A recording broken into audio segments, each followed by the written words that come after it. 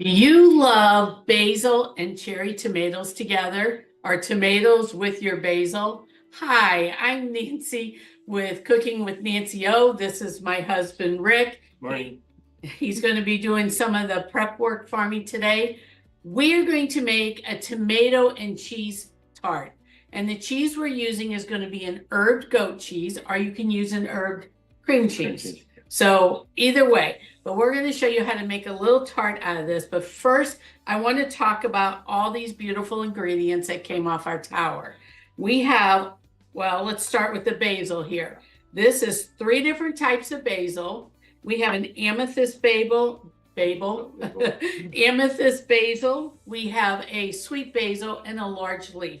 The large leaf basil can get really big on the tower garden, and you can actually make beautiful BLTs with it instead of lettuce. Well, it'd be take the L out. Anyway. BBTs. Yeah, BBTs. Okay, the other thing I have here is all kinds of varieties of cherry tomatoes. We have the pear tomato, he's trying to fall. And then we have this one, he is purple and yellow, and we can't remember the name of it, but it's delicious. We have our nice big cherry tomatoes. We have our bumblebee sunrise tomato. So when we make this dish, we're going to use all these different tomatoes because we want to add a lot of color to it. And that little lemon. Oh yes, and this is a little lemon drop. And it looks like a lemon drop. It keeps trying to fall on my hands. Before we get started on our recipe, I'm really excited about something because we grew a melon on the tower. And this first time we had a melon on the tower. And this is what it is. And it's called a Kajari melon. And that's all the bigger. And then, oh my gosh, it smells so good. We just got him off yesterday. But I wanted to show you how beautiful that was. Isn't that gorgeous? I can't wait to dig into that. Okay. I'm going to start sliding some things out of the way here because Rick is going to kind of slide over and we're going to start demoing all this. Okay, you ready, Rick? Yeah. All right. I can't move, guys, because I'm on a scooter and standing on one leg. Okay, so he's going to score this about 1/2 inch, like a rectangle. He's always real exact when he does this. I don't know how he does it so perfect all the time.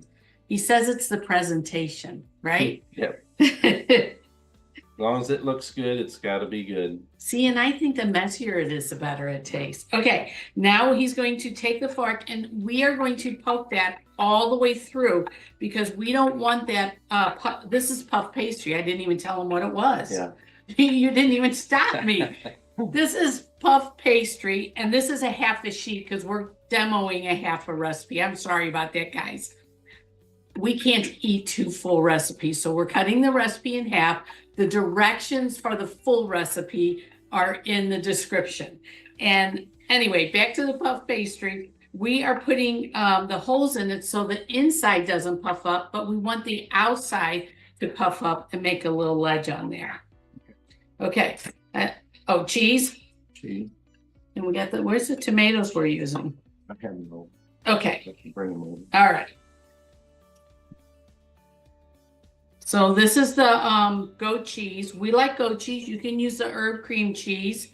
And you just put an even layer on here. Okay, and I'm gonna let him do that, and I'm gonna back up here and go get the tomatoes. Sorry, I'm running you over, Rick. Fine. Come over here a minute.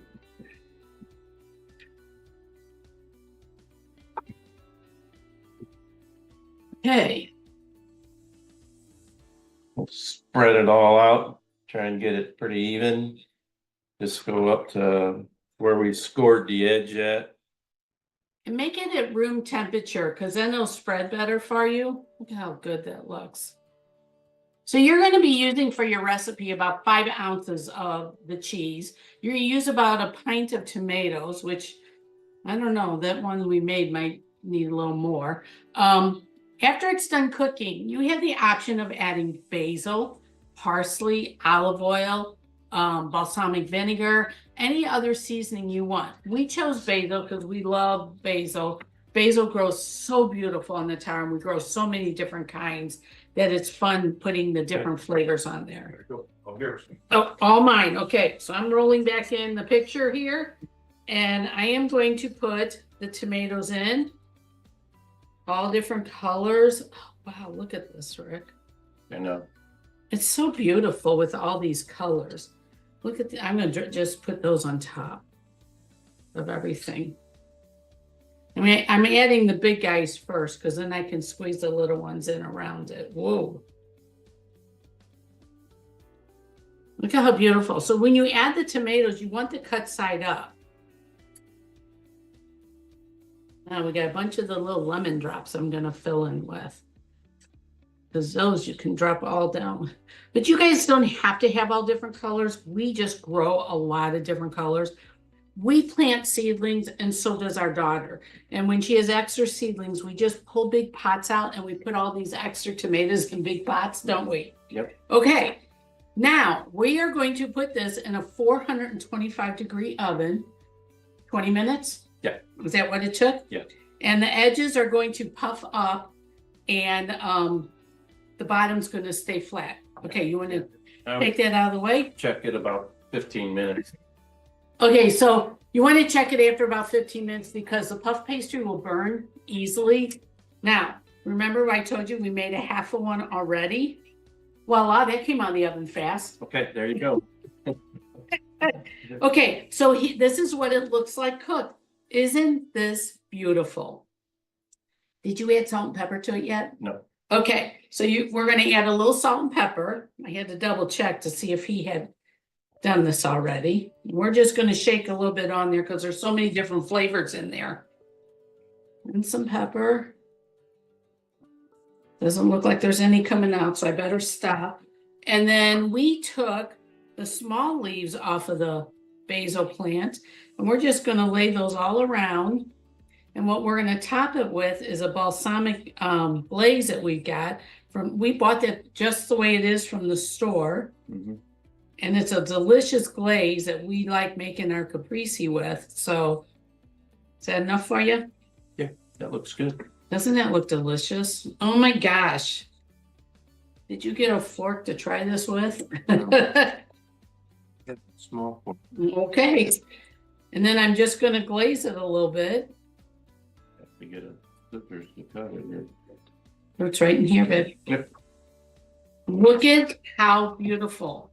You guys saw how easy this was to make. We bought a pre-made puff pastry. You buy in the frozen section at the store. And then you take one sheet out to make the big one, or you can cut it in half like we did because we did two small ones. Add your cheese to it, add your tomatoes to it, and you're ready to go and cook it. Is that not beautiful? I just think this is so gorgeous. I don't want you to cut into it. I know. That's gonna taste it. Okay, what would we, I would eat this for breakfast or lunch. Yeah. I think it's gonna be good no matter when you eat it. I think it would make a beautiful appetizer. Oh, that would be good. Yeah, for company. And then I would add I guess a salad with it with some protein as a side, because this is just so gorgeous. I don't want to cut into this. You're going to make me cut this, aren't you? Yep. All right. Whoa. Uh-oh, it's sticking. Get me a, oh, they're in here. Sorry. We thought, yeah, we did. There, it's coming up. We put a little flour on the board before we set it down because we didn't want it to stick. Well, here, this will cut it real nice. You gotta love your Pampered Chef tools, don't you, ladies and gentlemen? Yep. Oh, you can pick this up just like this. This would make a beautiful appetizer. Yep. There you go, Rick. Ooh, this will be good. Oh, it's gonna be delicious.